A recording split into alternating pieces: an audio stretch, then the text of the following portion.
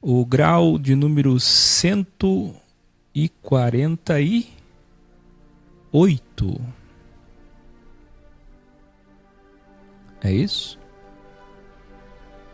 Hoje, excepcionalmente transmitindo pelo Facebook. Não se apavore se você não tem como assistir. Você assistirá no gravado, não vai perder.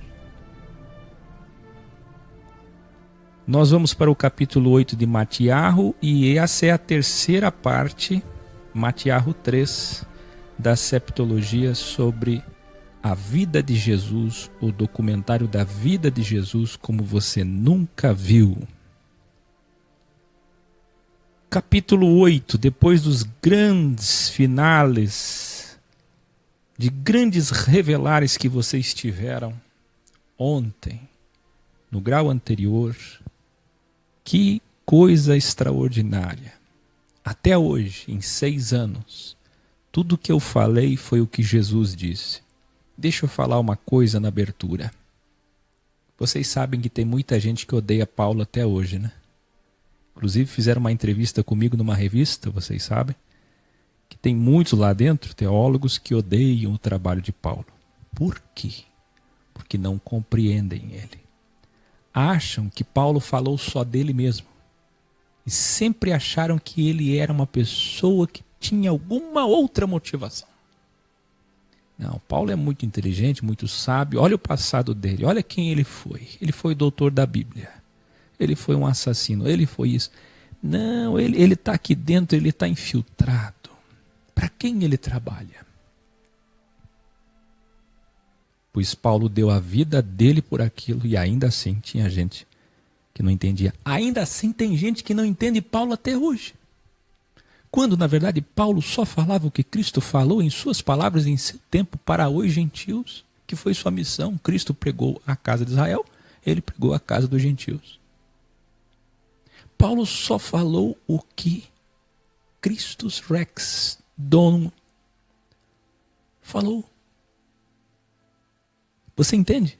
E hoje, tudo que eu falei nesses 6 anos, eu sofro a mesma coisa. Eu acredito que outros que realmente têm chamamento também sofrem. Se eles têm, eu sei que tenho, porque isso é febril diante de mim, dentro de mim, todo dia. E eu sofro porque sou incompreendido como Paulo foi. Mas também sou amado como Paulo foi. Quando, na verdade, tanto Paulo quanto eu, imitadores dele, a mente dele, a cabeça dele, as palavras dele, simplesmente para outra missão, em outro tempo. Só isso. Mas essas 4 septologias, 28 graus históricos extraordinários, que muitos nunca esperavam, como vocês nunca viram, apresenta o Mashiach de uma forma que vocês nunca viram. E aqueles que não me compreendiam agora precisam compreender. São obrigados.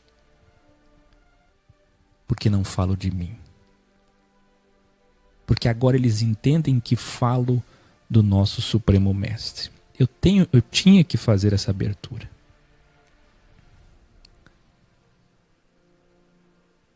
Vamos lá. E descendo ele, no capítulo 8 diz, descendo ele do monte, seguiu-o uma grande multidão. Mesmo confrontando eles com a verdade, o seguiam, pensando nos milagres. Não é assim? Que poderia fazer. A priori, eles estavam atrás do que Jesus poderia fazer para eles.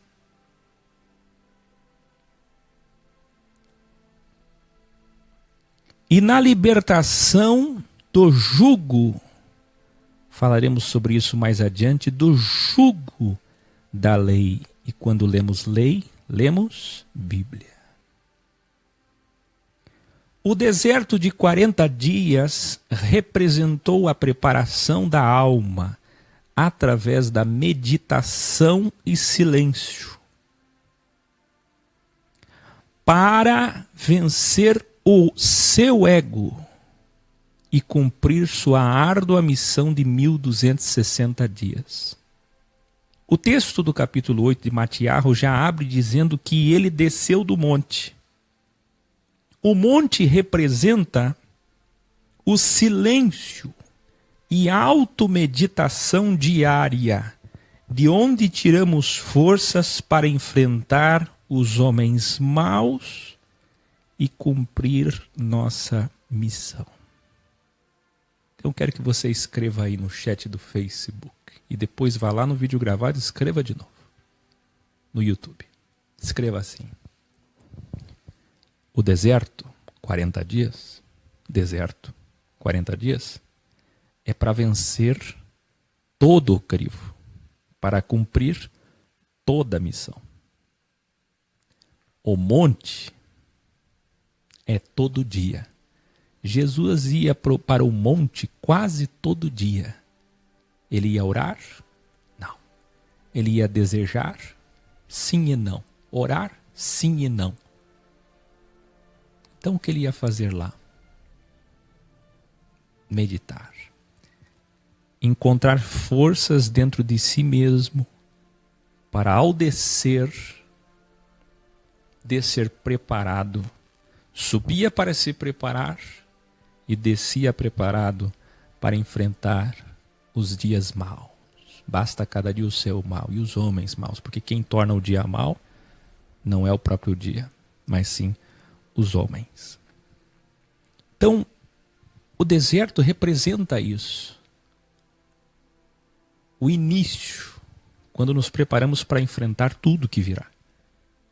Já o monte não. Eu passei por um deserto que não foi preparação para os 6 anos. Apenas. Foi para a minha vida toda. Eu me lembro de anos e anos de sofrimento e questionamento do meu eu. Nas grandes indagações do delta, de onde vim, para onde vou. Lembra? Agora o monte, todo dia eu vou para o monte. Vocês vão para o monte? Todo dia eu subo no monte. Eu preciso, para cumprir a minha missão e vencer cada dia, eu preciso de meditação e de silêncio. Jesus se afastava. Imagina ele todo dia com multidões e multidões e conhecendo os desejos, intenções e motivações, como foi seu primeiro ensino. Conhecendo o que havia no coração de cada ser humano que ladeava ele. Ele precisava se isolar. Eu falo isso para muita gente, o pessoal não entende. Mas, por que você mora sozinho? Por que você fica sozinho? Você devia estar... Eles não entendem. Eu preciso do monte. Monte pode ser em qualquer lugar, ele representa o silêncio. Quem lembra do vídeo Sábio 3S, grande grau, o Sábio 3S. Eu fiz 2 vídeos graus sobre isso, se alguém puder colar aí para que todos possam assistir.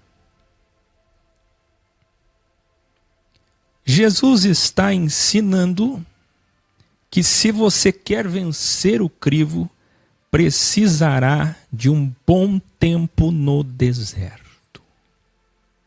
E todos os dias nos montes. Escreva aí, um bom tempo no deserto.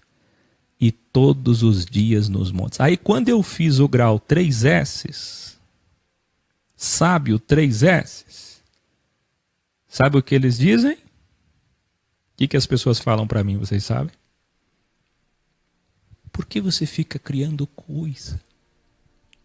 E lá vem o papagaiar da ignobilidade profanada. Evangelho é simples. Não cria coisa. Não é isso, cidadão. Simples de orgânico. Simples é o que eu estou fazendo aqui, ó. O anúncio evangelium, o anúncio do reino é orgânico, é puro, é sem adulteração, é o que é, doa quem doer. É isso. Mas então veja. Eu falei alguma coisa de mim quando eu disse que o sábio é sensível, que o sábio é sensato? Não. Ele estava todos os dias nos montes. Por quê? Para estar em paz consigo mesmo, para vencer o seu eu, para dar exemplo aos seus discípulos. Matiô narra que ele, ao descer do monte, após refletir sobre como foi seu primeiro ensino, escreva aí, reflexão do seu primeiro ensino. Eu faço isso todo dia. Quando termina o ensino aqui, o encontro, a reunião, eu reflito sobre como foi. Onde faltou? E ele estava refletindo o seu primeiro ensino. Veio um leproso e interrompeu sua reflexão. Mal desceu ele do monte, um leproso o adora e encanta o mestre. Vamos ver como? Com elegância e humildade, ele toca o coração do mestre. Porque ele diz, abre aspas, se quiseres, podes me tornar limpo. Veja, é um misto de fé e elegância. É isso que os professores esperam dos alunos. Quem é professor aí? Ana Jungs, quem mais? Quantas professoras tem no EC? A Débora. Como é que um professor faz? Ele espera dos seus alunos, seja de qualquer nível, grau, em qualquer lugar, curso. Um mestre. E aqui no programa eu espero das pessoas elegância. Eu não espero que concordem com o dono da verdade. Jesus não esperava isso. Jesus esperava respeito, gratidão, elegância, nobreza na fala, no comportamento. Eu posso discordar totalmente, mas eu quero tomar um café com você, porque reconheço que você é um mestre. Pode ser um mestre do que eu ainda não entendo, do que eu ainda não concordo, mas eu reconheço. Qualquer outro tipo de atitude arrogante, Jesus abatia, resistia. É isso que as pessoas não entendem. Quando a gente evoluiu e passa a ser como Jesus é, nós somos assim, eu sou assim no ex. Mas ele corta, ele tira, ele é o líder. Não. É que nós, como professores que nos doamos, nós esperamos das pessoas a atitude desse leproso. Olha que coisa boa, descer da sua reflexão. Ele deu o seu primeiro ensino, subiu ao monte. Quando ele desceu da solidão, do silêncio, da reflexão, ele tem a graça de encontrar um leproso que diz, se quiseres, podes me tornar limpo. Por quê? Porque você vê aqui o reconhecimento e gratidão. Escreva aí, reconhecimento e gratidão. Este é o delta que encanta o Criador. Ele ficou tão feliz com aquele homem que disse, eu quero, seja curado. Olha que lindo, se quiseres. Absolutamente ao inverso do que todo o caminho largo da religião faz hoje. Determinando, pedindo, se sacrificando, implorando, reclamando. Cadê a minha cura? Há quanto tempo eu peço? Eu clamo. Ó Senhor! E hipocritamente muitas vezes dizem, faça a tua vontade, o que é uma mentira, porque Deus lê coração e não lê lábios. Mas esse homem, se quiseres, se quiser. E então, se quiseres, podes. Ah, que coisa mais linda. Isso foi um reconhecimento tão grande. Ele ficou tão feliz que ele disse, eu quero. Seja curado. Ah. Jesus diz então para que ele não conte o testemunho, ele fica livre da lepra, mas que ele vá até o pastor e o padre, se apresente e cumpra o que diz ainda na Bíblia, porque ainda era Velho Testamento, dando a oferta de gratidão, como dizia a Bíblia. A Bíblia que eles seguiam naquela época ainda era uma Bíblia de 1500 anos de Moisés, que dizia: quando você receber algum milagre, vá até o sacerdote e entregue a sua oferta de gratidão. E Jesus, para cumprir a Bíblia, a fim de não ser incriminado por eles, porque ele ainda está vigente, debaixo daquela lei maldita, que aponta para ele que ele iria alterar, ele diz: vá lá, vai no sacerdote e vai cumprir a Bíblia, dá a oferta de gratidão. Por quê? Porque Jesus está aqui respeitando um outro delta. Número 1, o tempo, que ainda é velho testamentário. 2, o cumprimento da lei por hora. 3, mantendo sua missão em segurança. Por quê? Ele sabia que João Batista deu um ensino e estava na cadeia, preso. Ele precisava concluir sua missão. Ele só estava começando, não podia cometer muitos erros. Ele sabia que a fama dele crescia, ele tinha que conter os sacerdotes. Depois, o nosso supremo rabi entra em Cafarnaum, quando um chefe da guarda diz: Senhor, tenho um funcionário que está paralítico e atormentado. Jesus responde: irei até lá, dar-lhe-ei saúde.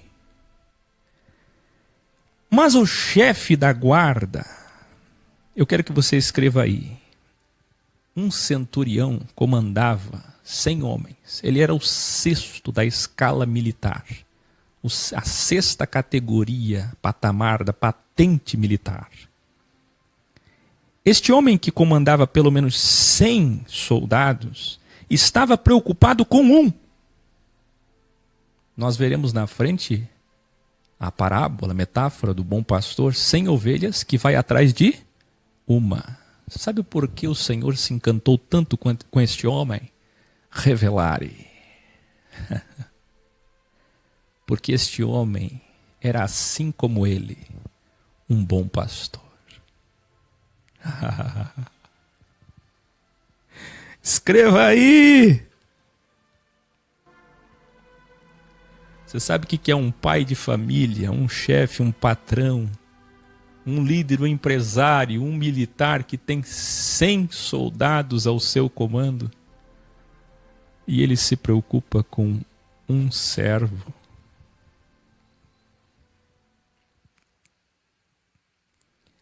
Ele é o pastor que deixou 99.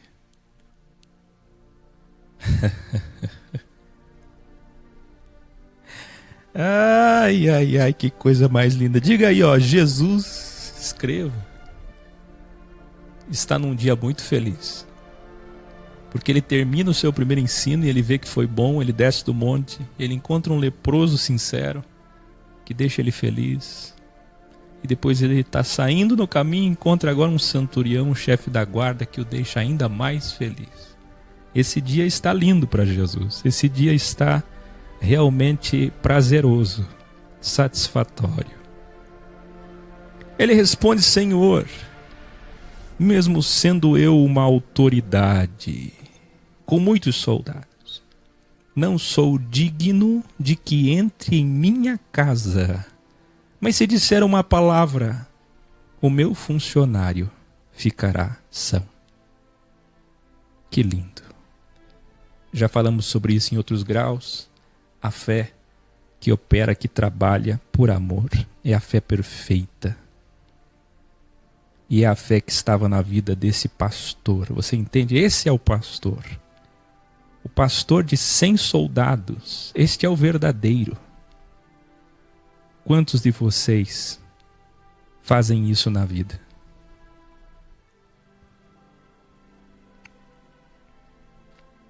O Senhor se agrada quando a gente tem milhares debaixo de nós e nós deixamos esses milhares ou centenas, às vezes, só para cuidar de alguém que precisa de nós, que mais precisa de nós. Jesus aproveita para enviar uma mensagem aos líderes religiosos.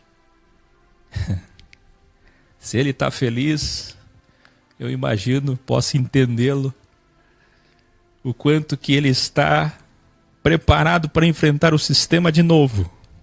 E ele diz aos líderes, o destinatário é quem? Líderes religiosos. Olha que coisa mais linda. Olha o que ele diz. Muitos virão do Oriente e do Ocidente. O Ocidente fala de você. E assentar-se-ão à mesa com Abraão, Isaque e Jacó, os patriarcas no reino. Ah, quem é que pode entender isso aqui? Lembra que eu disse a vocês que a Bíblia dava para eles a arrogância de que eles estavam salvos e de que todos os pagãos estavam condenados, os hereges, e que eles que estavam salvos com a Bíblia sentariam no reino com Abraão, Isaque, Jacó, Moisés e Elias. Sabe o que Jesus vai fazer em 1260 dias? Vai mostrar que Abraão, Isaque e Jacó... Você vai ver muitas vezes isso. Nós temos 28 graus pela frente. E Moisés e Elias não estão do lado deles, mas estão do lado da verdadeira Bíblia, a verdadeira lei, Jesus Cristo.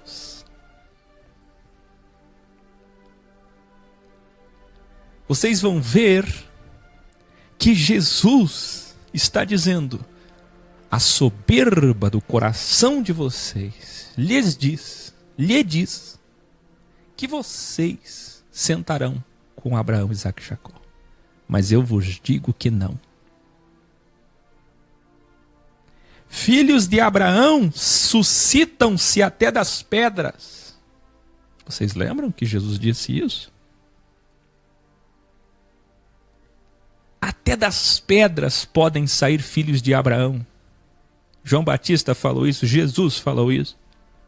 E agora ele lhe diz: do Oriente e do Ocidente virão filhos de Abraão como areia da praia. E aqueles que eram para entrar no reino serão lançados nas trevas exteriores. Que coisa mais... Sabe por que ele falou isso? Porque enquanto ele atendia o leproso e depois o chefe da guarda, os religiosos estavam de olho nele. Ele tinha pregado o primeiro ensino. Desceu do monte, eles estavam cuidando dos passos dele. Tinha espiões por toda parte. Assim que ele fez a primeira multidão, tinham espiões em todo lugar.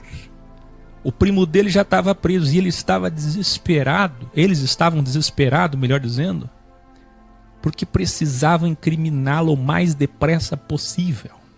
E Jesus, vendo os destinatários e espiões perto dele, aproveitou para dizer isso. E se referir àquele centurião como um dos filhos de Abraão que sentariam com ele no reino. E não eles. E não eles. Eles iriam para as trevas exteriores. E ao dizer isso, então o servo do centurião ficou curado. Que coisa mais linda. A sogra de Pedro também, nesse mesmo dia, está febril. Jesus encosta a mão em sua fronte, sem dizer nada, sem gritar nada. Nada. Só encosta a mão na fronte dela e restaura a sua saúde.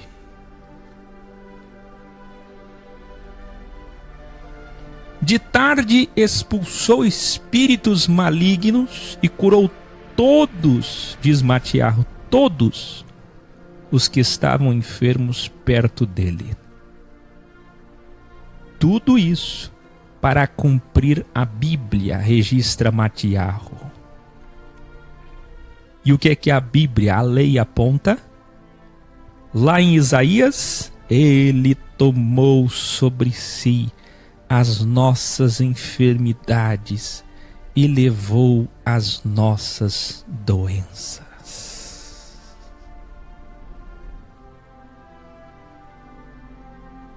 Quem é a lei? Eles não enxergavam. Eles tinham ela nos braços, na voz, na língua para condenar os outros, mas a lei estava diante deles em carne, cumprindo sinais e maravilhas, porque a lei escrita de Isaías dizia que ele faria isso. Não é assim? Então, um teólogo, mestre da lei, se aproxima e diz: Mestre, aonde quer que fores, eu te seguirei. Muitos de vocês vão dizer: que lindas palavras, esse mestre reconheceu. Mas Jesus leu o quê? Delta, desejos, intenções e motivações. E o que é que Jesus responde para ele? Jesus replica: as raposas e aves têm casa, mas eu não tenho. A minha casa é emprestada, eu não a comprei, como disseram por aí. Como dizem mentirosamente, insistentemente, em todos os lugares que o diabo fala. Jesus não tinha nada. Vocês verão que entrava muito dinheiro, mas ele usava da melhor forma possível. Nunca para ele. Vocês estão vendo? Ele não tinha casa. O que ele quis dizer àquele mestre? A lei, a sinagoga, o poder religioso te deu luxo, conforto. Você realmente quer me seguir? Ou você só está emocionado? Porque me seguir é sofrer. Eu não tenho luxo, eu não tenho conforto. A Escritura não registra o que aquele homem pensou ou fez, mas essa foi a resposta que Jesus deu para ele, porque leu seu coração. Foram pelo mar, onde Jesus dá uma lição aos seus discípulos. Jesus diz para eles: já fizemos a nossa parte aqui. Pedro, você que é experiente no barquinho, coloca a gente aí e atravessa do outro lado. Vamos para o outro lado, lá para Gadara. E no meio do caminho, Jesus está cansado e Jesus dorme. Por que ele fez isso? Para dar uma lição aos seus discípulos, que vocês sabem, ele acorda e acalma o mar furioso. Quando eles chegam do outro lado em terra firme, saem ao encontro deles 2 endemoninhados vindo dos sepulcros arrebentar as correntes. Eu já lhes ensinei em graus anteriores que quando é endemoninhado, a força é descomunal. Arrebentaram as correntes, moravam em sepulcros. Isso aqui é o verdadeiro endemoniado, não é aquele que come muito bem, se veste muito bem, vive muito bem e vai por aí cair. Não, uma pessoa endemoniada, ela se isola. Ela faz coisas que um homem não faz, ou jamais faria na sua naturalidade. Então Jesus expulsa a legião de espíritos malignos, que são os espíritos do dilúvio. Quem lembra dos ensinos sobre 72 gênios, demônios ou doenças mentais, tantos graus que eu já ensinei. Acontece que os espíritos pedem permissão para entrar numa vara de porcos, de milhares de porcos. e Jesus permite que eles caiam no mar. Note que eles tinham acabado de chegar, tinham acabado de descer em terra firme. Então Jesus diz: sim, eu dou autorização, vocês podem entrar nos porcos. Mas ao entrarem nos porcos, se precipitaram na água e morreram afogados. Os produtores suínos foram à cidade de Gadara e região e contaram tudo o que aconteceu. Aquele tal Jesus Cristo, o Rabi, e seus discípulos, mal chegaram aqui na nossa cidade e já me deram prejuízo. Olha só. Por terem falado a toda a cidade o prejuízo que causaram, então toda a cidade se uniu e pediram para que Jesus saísse da cidade, para não lhes causar mais prejuízo. Quem pode entender isso? Eles atravessaram, teve uma grande lição para os discípulos, a fé. O poder dele, a manifestação de que ele é o Messias, mas não é a fé, é a fé dos discípulos nele. Porque eles disseram: quem é esse que acalma o vento e o mar? Porque do outro lado nada fez. Vieram os endemoniados que foram libertos. O outro evangelista vai dizer, não agora, quando a gente chegar lá a gente vai estudar a sequência da história que Matiarro não contou. Mas o fato é que Jesus nem pôde chegar na cidade, porque a cidade toda estava ciente de que ele deu prejuízo. Você entende? Então eles voltam. E então chegamos no capítulo 9.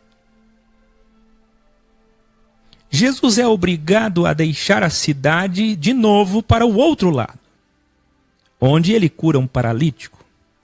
E sabendo que os líderes da Bíblia estão ali, eu quero que você escreva aí no chat. Escreva assim: sabendo que os líderes da Bíblia estão ali, Jesus provoca. Você percebe o domínio que Jesus tem da sua missão? Quando ele vê que a fama dele está crescendo muito, ele diz: não conte a ninguém. Vão lá cumprir a Bíblia. Vão agradar os sacerdotes para despistar, coluna de fumaça.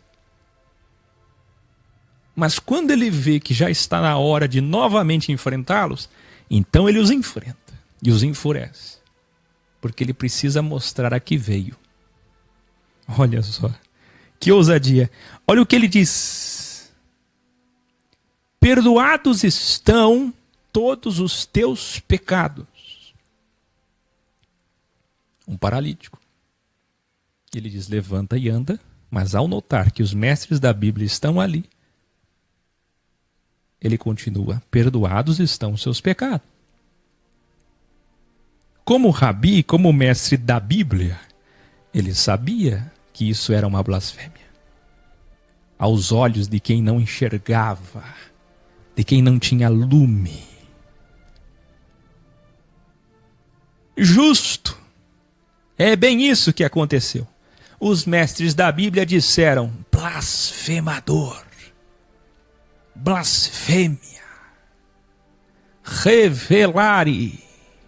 Jesus, conhecendo os seus desejos e intenções, disse: porque vocês têm diabo nos vossos corações, eu tenho o poder de perdoar os pecados.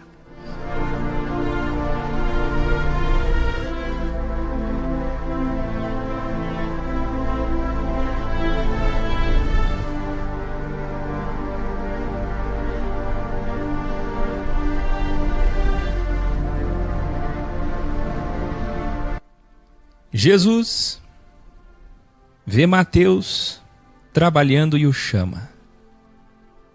Matiarro está narrando o dia precioso que Jesus o chamou para trabalhar. Jesus vai para uma casa emprestada e sentam com ele na mesa pessoas desprezadas pelos religiosos. Escreva aí: pessoas desprezadas pelos religiosos.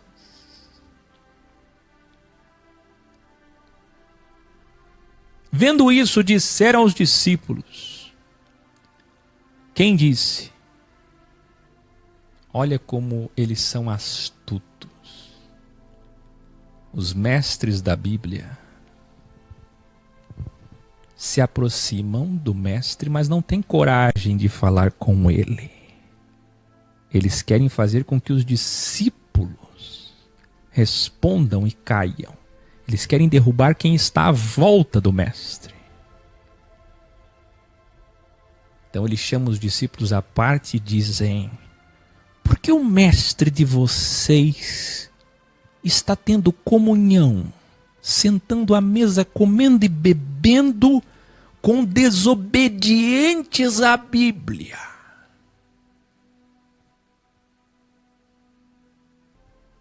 Jesus, sabendo o que eles falavam, e aí está uma grande vantagem de ser Jesus, né? Sabendo o que eles falavam porta afora, disse para que eles ouvissem, replicando: vocês religiosos não precisam de médico. E agora você pode entender em que contexto isto está. Vocês religiosos não precisam de médico. Eu vim para os doentes.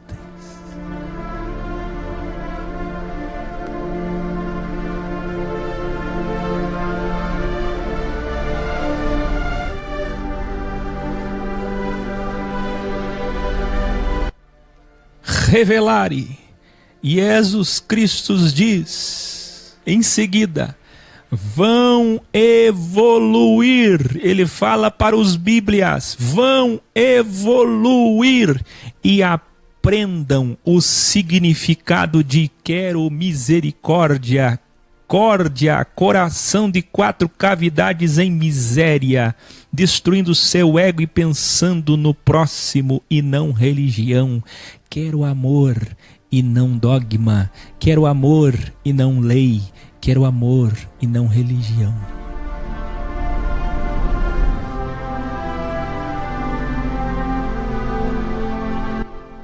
Vão evoluir e vão aprender o que significa amor e não religião. Sabe o que ele está fazendo? Ele está citando Isaías 58. Ele está citando Amós.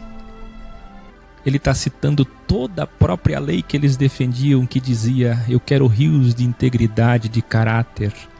Eu não quero reuniões solenes. Eu não quero sacrifício, liturgias e dogmas. Se querem fazer, façam. Mas o que conta para mim é amor. Sabe o que ele está dizendo aos mestres da lei? Vão evoluir e entender o que vocês tanto leem, estudam e defendem para atacar os outros. Vocês usam isso como instrumento de ódio. Mas a lei fala sobre mim. Ela é instrumento de amor.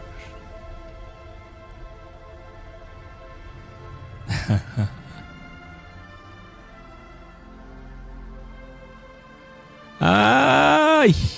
Jesus então ironiza-os. Escreva aí: Jesus ironiza.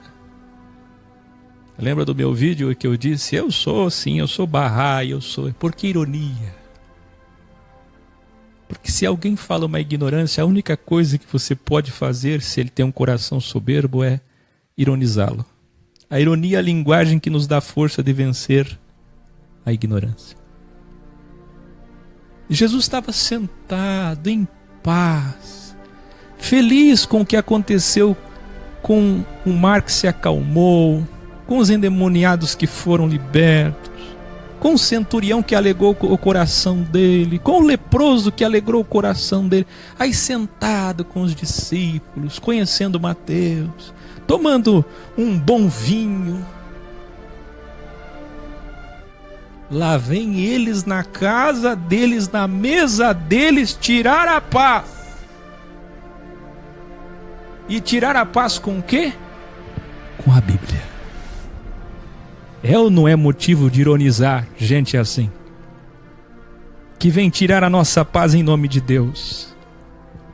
Então ele ironiza e diz: eu não vim para os santos, mas eu vim para aqueles que querem perdão, que reconhecem que precisam de mim.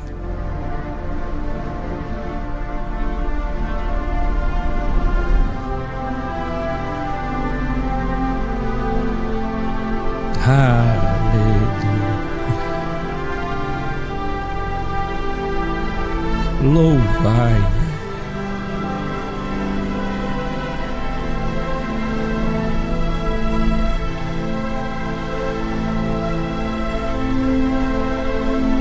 Em seguida,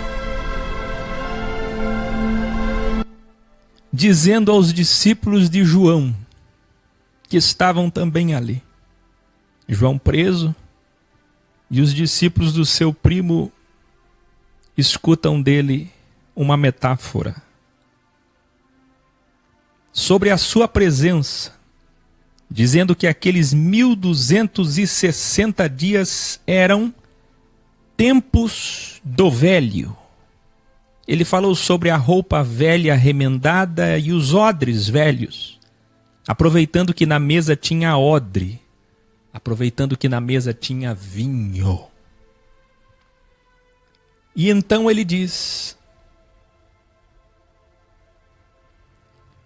que assim que o esposo fosse retirado, isto é, ele, que se cumprisse o velho, então viriam a roupa nova, os odres novos e os vinhos novos.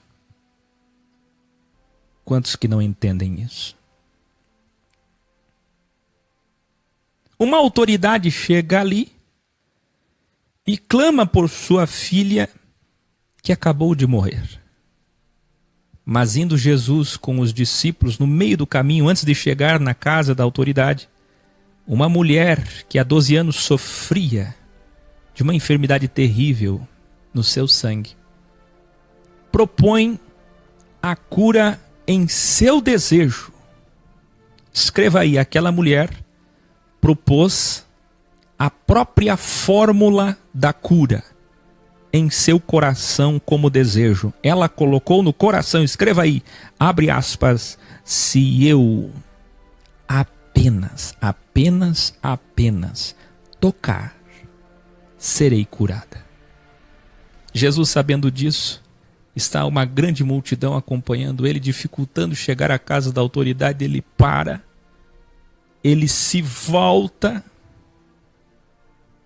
ele vê que alguém o tocou, mas ele já sabia que ela se arrastava, e ele encosta nela e diz: filha, a tua fé te salvou. Aí quando eu fiz os vídeos de princípios metafísicos, que Deus não interfere, que é a tua fé que salva, que é você que põe o desejo e alcança a linha imaginária, ao ar que eu estou pregando heresia. Quem está curando aqui é a fé dela. Ela propôs no seu coração, se eu apenas tocar, seja conforme a tua fé. Chegando na casa da autoridade, em seguida, Jesus devolve a vida da menina. Ele nunca tinha feito isso. Ele já tinha feito todo tipo de sinais, mas nunca restaurado a vida de alguém. Ele disse: a menina apenas dorme. Tinham instrumentistas e uma multidão toda apavorada, gritando. Ele disse: peça para todos se acalmarem. Ela só dorme.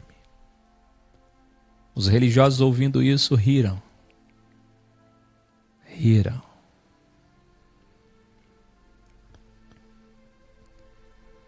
Então a notícia espalha por todo o país. Embora Jesus não quisesse que falassem, toda a nação ficou sabendo que alguém voltou dos mortos. Ao sair dali, 2 cegos dizem: olhe para nós, filho de Davi. Vê se isso não comove o coração do Supremo Mestre. Enquanto aqueles religiosos todos não o reconheciam como Machia, diante de tantas maravilhas, aqueles que sofriam reconheciam. E esses 2 reconhecem ao ponto de dizer: ó filho de Davi, apenas olhe para nós. O Criador ama quando você diz apenas, quando você coloca um desejo no seu coração, estabelecendo o quanto ela é grande. O quanto ela é grande, o quanto não exige sacrifícios como mentem os religiosos. Não exige sacrifício. Se o Senhor disser uma palavra, se eu apenas tocar, se tu quiseres. E agora essa mulher diz, esses 2 cegos, melhor dizendo, olhe para nós. Olha, isso sim é reconhecer o seu poder. Quem faz campanhas e sacrifícios e votos e dízimos e velas e vai atrás e acende isso e faz aquilo e pega sangue, faz isso e faz... não está reconhecendo o poder dele. Isso tudo é vão. E só serve para o delta inferior trabalhar o mal. Mas para que ele, a luz, trabalhe, é necessário tamanha fé de reconhecer o seu poder no desejo que eclode no coração, dizendo: se apenas. Não é muito, é pouco. Quanto menos, melhor. E aí você vê que todas essas denominações estão todas erradas, porque eles acham que por muito falar, por muito fazer, eles tocam nas linhas imaginárias das trevas e não da luz. Porque o Criador, ele quer ouvir isso aqui, ó.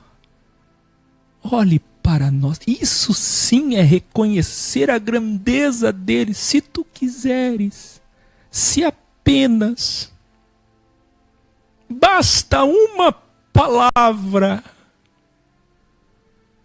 É absolutamente o contrário do que eles ensinam por aí. Então Jesus se volta para eles, toca nos olhos deles e diz: seja exatamente conforme a sua fé. Quem curou eles? A fé deles. O que é Deus para você? O que é o Machia para você? Quem é o Salvador para você?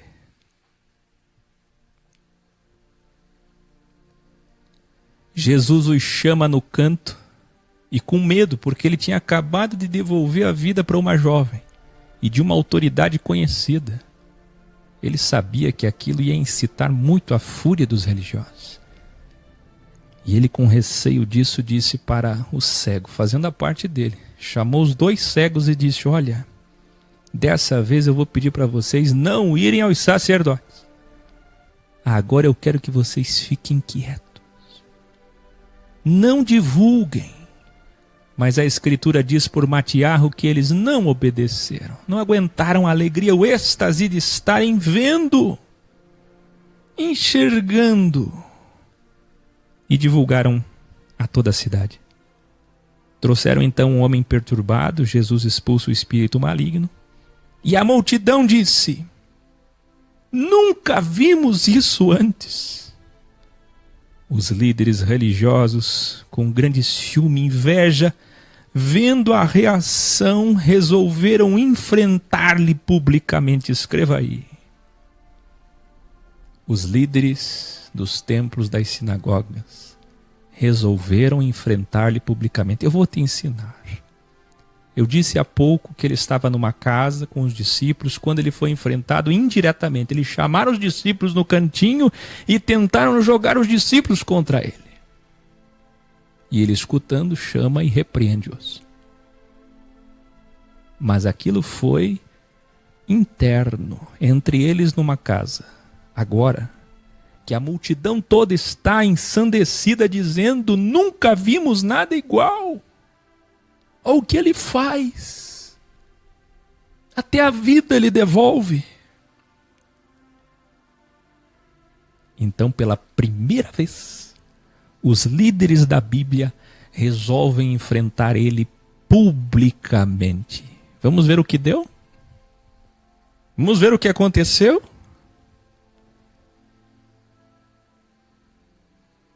É a primeira vez que os pastores e padres, ou seja lá quem for, lhe enfrentam diante de uma multidão. Eles gritaram: ei! Escutem! Ele expulsa os demônios porque possui o chefe dos demônios, Lúcifer.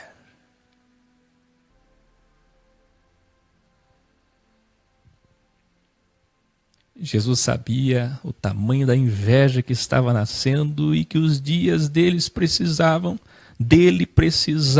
sofrer uma alteração. Se ele continuasse naquela proporção, naquela intensidade, ele ia ter problemas graves. Então ele não responde eles ainda. Pelo menos Matiarro não diz o que ele falou. E provavelmente não disse nada. Mas veja a acusação dos líderes da Bíblia. Ele é satanista. Ele expulsa demônios porque ele tem o demônio. Você entende? Sempre foi assim, não é? Pela primeira vez, Jesus entra nas sinagogas. Eu já vos ensinei que eram 400 sinagogas naqueles dias, uma em cada esquina, como dizem os historiadores. E anuncia a eles o reino, fazendo sinais para tirá-los daquele sistema. Jesus percebe que o povo age como ovelhas sem pastor. E então diz aos discípulos: multidões precisando de ajuda e poucos para os ajudar. Quem lembra? A seara é grande, 400 sinagogas, muitos sacerdotes, príncipes de sinagogas, escribas e centenas de rabis, mas só ele ajudava o povo. Foi então que Jesus teve a sua próxima missão. Vem então Matiarro 10, que é o primeiro ensino dele interno, só para os discípulos, porque ele vê que as multidões estão crescendo e já está na hora de ter 72 homens preparados, assim como ele, para atenderem aquele povo, porque os escribas não atendiam. Os líderes da Bíblia sabiam condenar, mas resolver os problemas do povo, não. Ouça! Eu vou até o 10 só e não o 11 por conta do horário. Matiarro 10. Jesus, vendo que as multidões aumentavam, chamou 12 discípulos. No texto correlato diz 72. E disse, vocês sabem que esse 72 tem muito significado. Já ensinei vocês nos graus anteriores. E disse: vocês farão o que eu faço. Revelare. Traduzindo, deu-lhes autoridade Escreva aí. Jesus deu autoridade.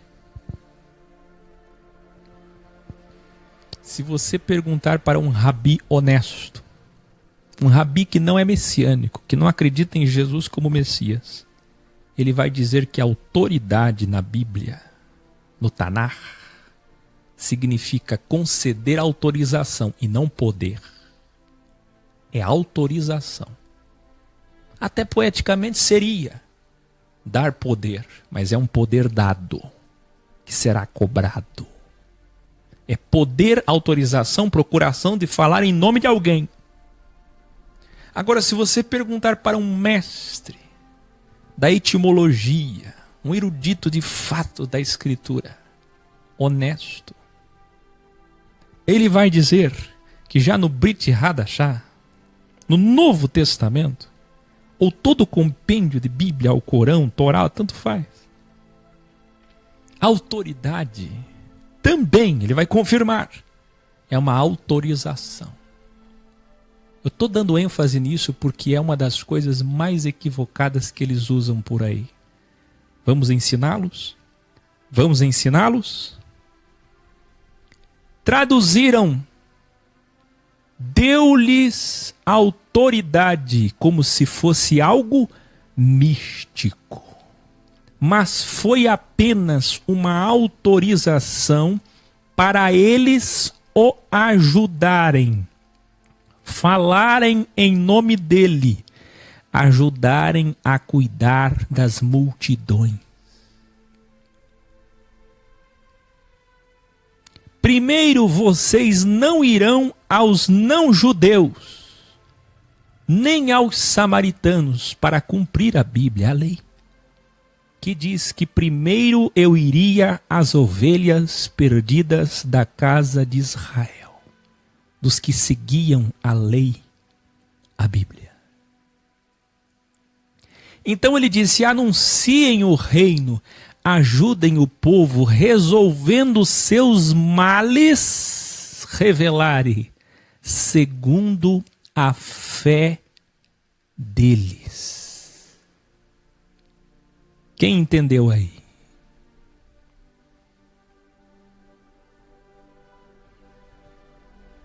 Não foi isso que eu ensinei há pouco a vocês? Que Jesus escutava alguém dizer, se quiseres, se eu tocar, seja conforme a tua fé. Os discípulos que ele estava dando autorização para falar em nome dele fariam a mesma coisa. Não produziriam, artificializariam sinais. Não possuem nenhum poder místico do Espírito Santo. Mas se as pessoas com problemas se aproximassem deles, eles estavam lá, em missão. Mas se aproximassem deles, com fé, então que eles apenas dessem o decreto, efetivassem dizendo, seja conforme a tua fé. Como distorceram hoje, né? Vocês estão recebendo autorização para falar em meu nome e fazerem o que eu faço de graça. Então também de graça fazei. É isso que o texto original está dizendo. Eu estou dando uma autorização para falar em meu nome sem cobrar nada. E vocês farão a mesma coisa de graça.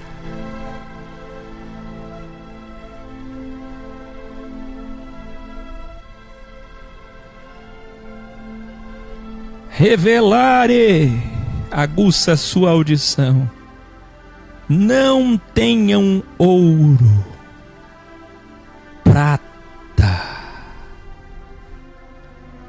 nem sequer o cobre nas vossas carteiras. Isso aqui é original.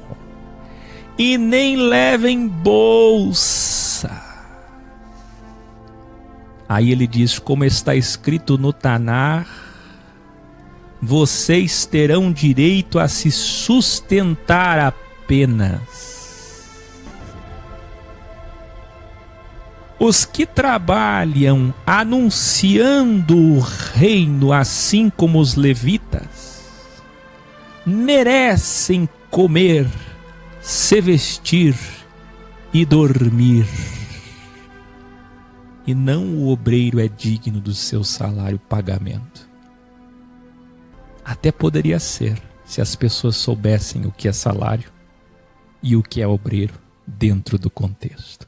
Agora note, esta missão de Mateus 10 já se cumpriu. Qual era essa missão?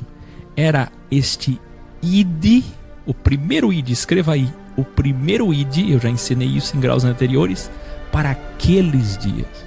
Não é para sair de 2 em 2, testemunho de Jeová, Mórmon, e o que fazem até hoje na evangelização, porque não entendem a Bíblia. Não enxergam. Era para eles fazerem isso, e a gente já vai ver no decorrer do texto. O segundo ide também já aconteceu, Colossenses 1, até 70 depois de Cristo. E onde estamos então? Estamos aguardando o reino.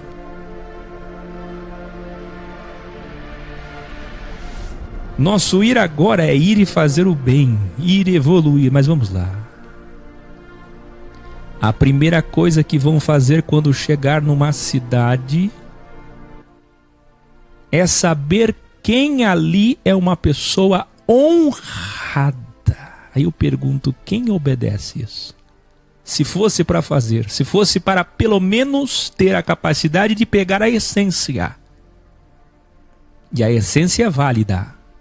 E a essência está dizendo, primeiro chegar numa cidade e procurar uma pessoa, uma família honrada. E depois que achar uma família honrada, vão se hospedar na casa desta família honrada. E vão ficar na casa dela até cumprir sua missão.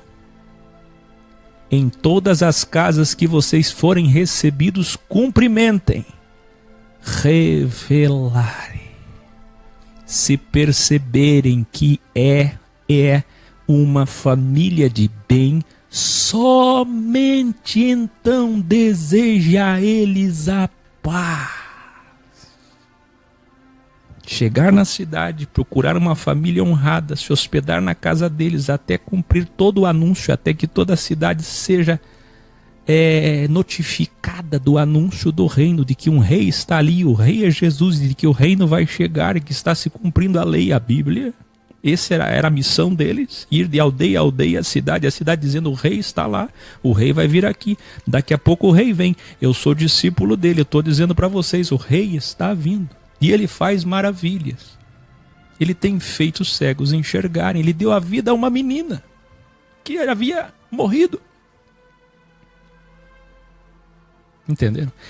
Ele enche aqueles discípulos de fé. Agora você pode entender o porquê que ele acalmou o mar diante deles? Para que eles se enchessem de fé nele. Primeiro os discípulos têm que acreditar no seu mestre. Depois que os discípulos acreditam no seu mestre, eles estão preparados para enfrentar os grandes males que os aguardam. Porque eles seriam confrontados.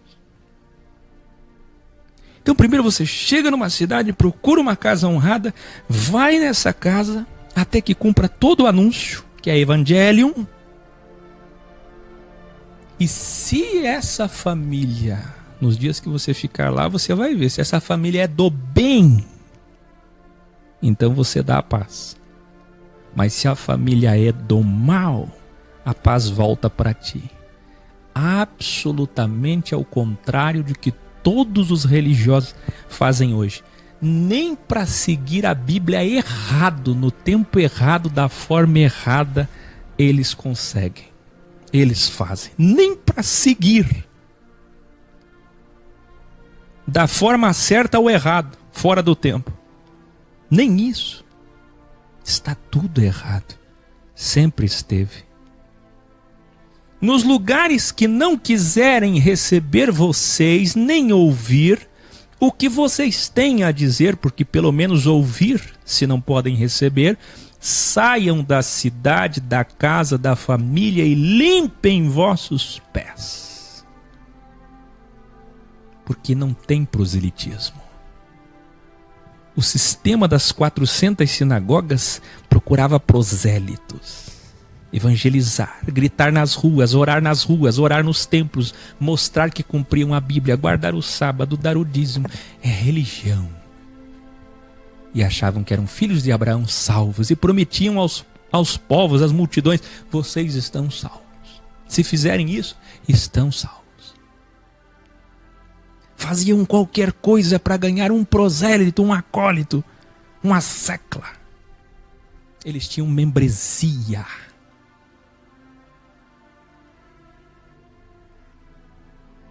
Aí Jesus faz o contrário. Jesus diz: anunciem a verdade. Se não querem, limpem os pés. A verdade é assim. Ela é assim.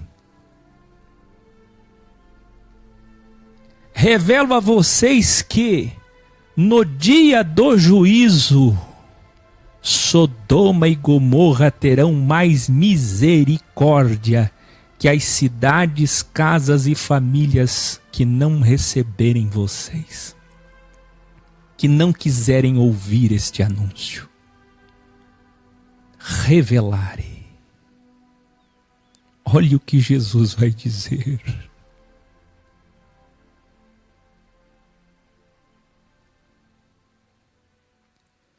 Agora preciso lhes dizer: vocês estão indo como ovelha no meio dos lobos. Sabe quem é o lobo aqui? Você sabe quem é o lobo aqui? Você sabe.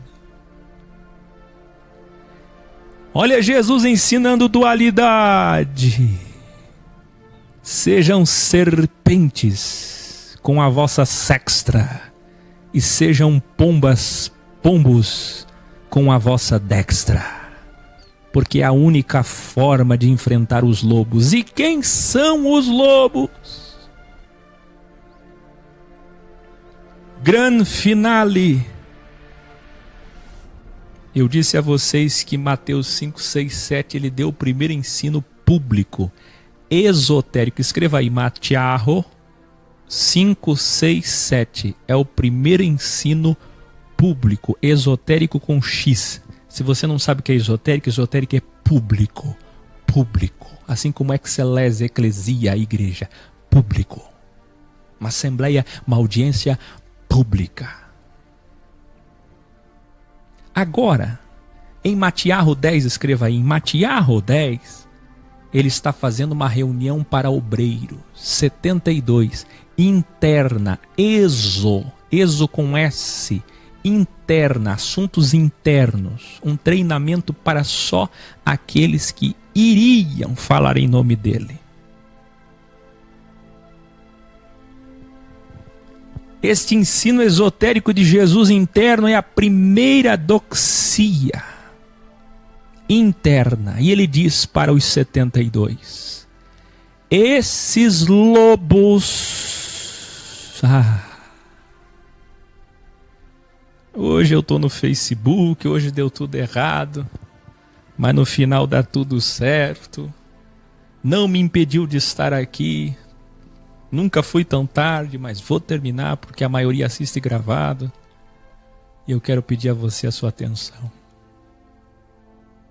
Eu vou concluir minha missão hoje. Aguça sua atenção. Sensibiliza. Olha que coisa mais linda. Esses lobos entregarão vocês ao sistema político.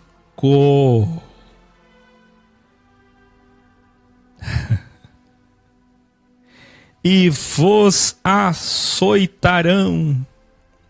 Não é lá na casa do governo, não. É nas suas igrejas.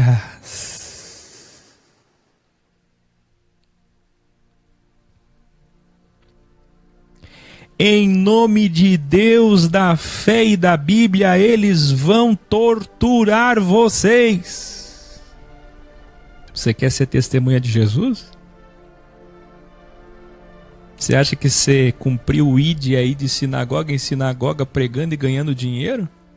Cantando e ganhando dinheiro, você acha que isso é servir a Deus?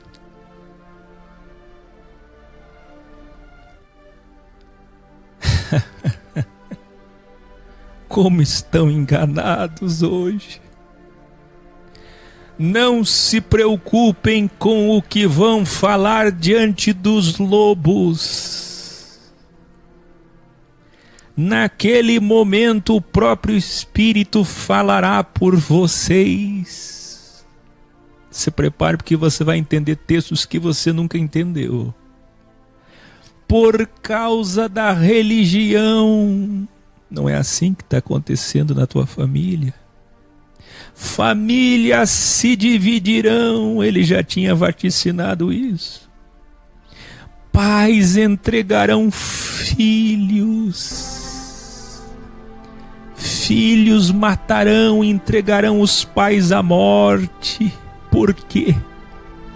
Por medo da retaliação política e religiosa.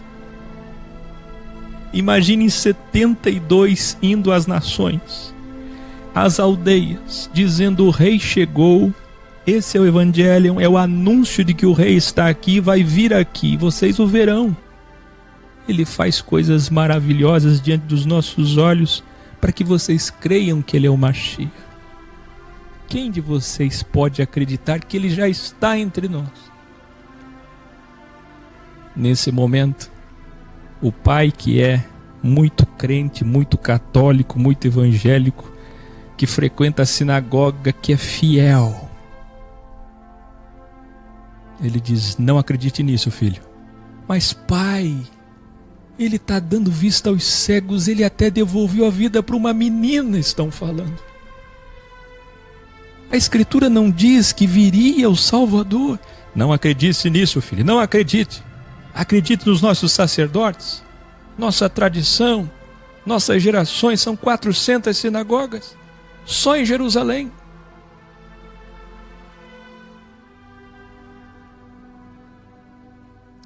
E acontece que nos desdobramentos, o que acontece na família, o que sucede, qual é a consequência nas famílias? Quando chegar a hora do julgamento mesmo, o filho escapa da mão do pai e vai lá escutar o ensino do discípulo que está lá. O pai, sabendo disso, sabe que vai ser retalhado. O seu emprego, a sua casa, a sua reputação, o seu status. E aí o pai faz de conta... Não é assim? Que não conhece o filho.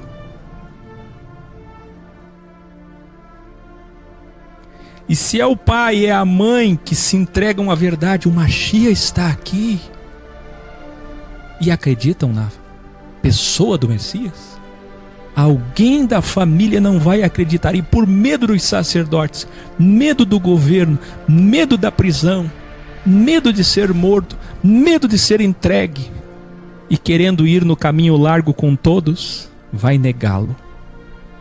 E vai negar a sua própria esposa, o seu próprio filho, o seu próprio pai. A esposa vai dizer: mas o nosso filho está preso. Não importa, que fique lá, que morra. Ele negou a fé, ele negou a Bíblia, ele negou a igreja, aprendeu desde criança. Está pagando o preço por isso. É dolorido como pai, é dolorido, mas que morra. Não obedeceu a Bíblia. Quem está compreendendo, quem está enxergando o que Jesus estava dizendo? E não é que hoje ainda é assim? E muito mais agora. Porque quando vier a grande tribulação, vai ser muito mais terrível do que aqueles dias há 2000 anos atrás. Ah, nós viveremos isso. Aí Jesus diz: quase todos odiarão vocês por causa da verdade.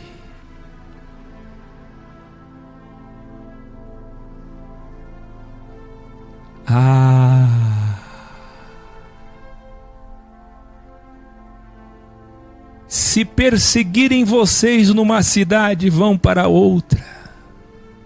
Porque antes de chegarem a todas as cidades, eu chegarei. Pasmem que tem muita gente, tem até denominação, que não possui porte de arma. A Bíblia é uma arma.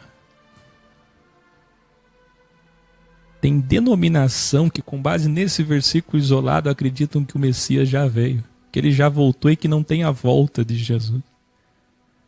É triste demais. É triste demais. Um povo sem mestres. Você pode entender a semântica tão cristalina do texto?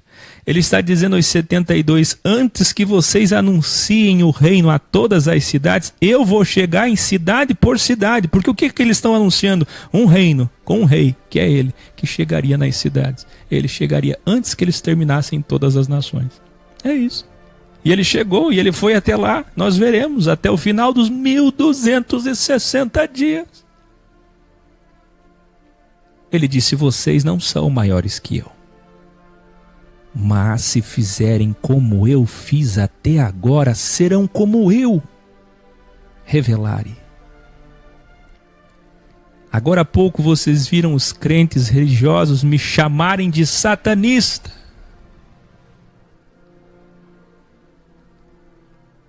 Quem está falando aqui é Jesus.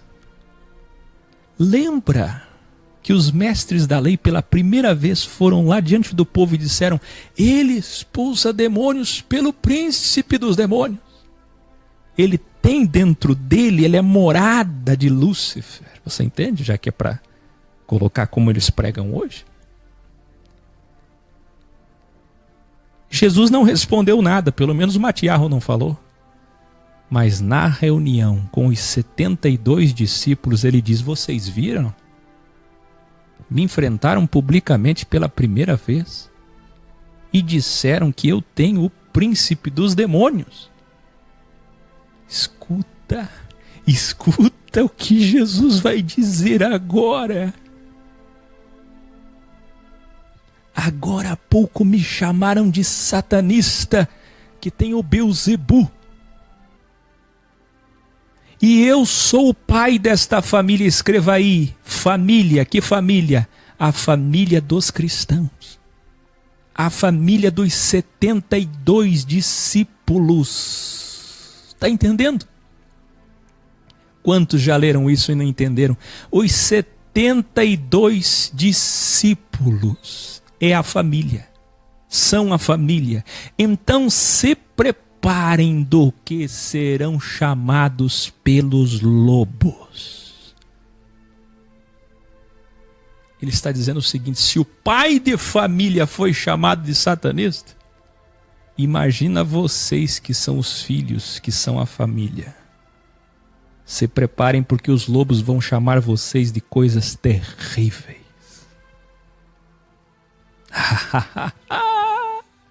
Mas não tenham medo, porque tudo será revelado. O que vos digo em trevas. Aumenta essa música agora. O que vos digo em trevas. Por que dizer que a reunião deles era esotérica? Por quê? Olha o que Jesus está dizendo, está aí na tua lei, está escrito aí na tua lei. Ele disse, o que vos digo em trevas, esotericamente, só para vocês aqui, ó, internamente, vocês vão pegar o que eu estou dizendo em trevas e vão dizer exo com x, ex, vão dizer para todos lá fora publicamente, está entendendo? O que vocês estão ouvindo aqui nessa reunião em trevas, interna, vocês dirão a todos publicamente na luz. Não temam se os líderes das sinagogas, das igrejas, vão querer tirar a vida de vocês, porque eles não podem tirar de vocês a vida eterna.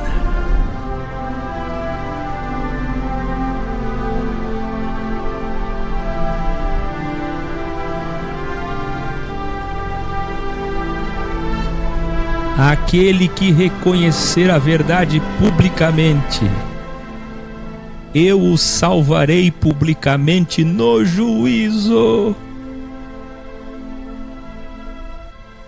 Mas o que rejeitar a verdade, eu o destruirei no juízo. Este é o Deus justo e dual. Revelare. Ainda não é tempo de paz. Não chegou o reino completamente. Primeiro vem o crivo. Escreva aí. Primeiro vem o crivo, a espada.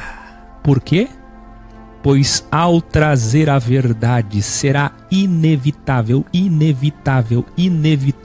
que haja divisão de abo na sua família. Por quê? Quem lembra o que João Batista disse? Ele batizará com fogo, juízo, vai separar palha e trigo. É isso que a verdade faz. Ela separa trigo e palha. Então é inevitável. Não é que Jesus veio. Muitas pessoas me perguntam isso, me enviaram até vídeos. Mas como? Ele não pode ser o Messias. Cristãos hoje não acreditam mais nele. Ex-cristãos não acreditam mais nele como Messias porque descobriram que ele não trouxe a paz. Não é que ele quis trazer a espada. É que a verdade é uma espada que divide com fogo palha e trigo. É inevitável. Ele está dizendo às famílias, quando ouvirem a verdade, vão se enfrentar. Porque parte da família vai acreditar, mas parte da família vai rejeitar. Então haverá divisão. Não é porque ele quis, é porque a verdade traz isto. É inevitável. Quem pode entender? Será inevitável. Se segura aí, você que sofre na tua família, você precisa ter muito amor para com eles. Muito amor. Ele está dizendo, será inevitável que os inimigos do homem, transcreva isso, serão, os inimigos do homem serão os seus próprios familiares. Quantos que não entendem essas passagens, textos obscuros como esse? Quem ama o pai ou a mãe mais do que ama a mim não é digno de mim. Quantas vezes eu vi as pessoas, quase todas, que dizem ter Jesus como mestre, não entendem esse texto, assim como não entendem quase nada. Agora você pode entender esse texto?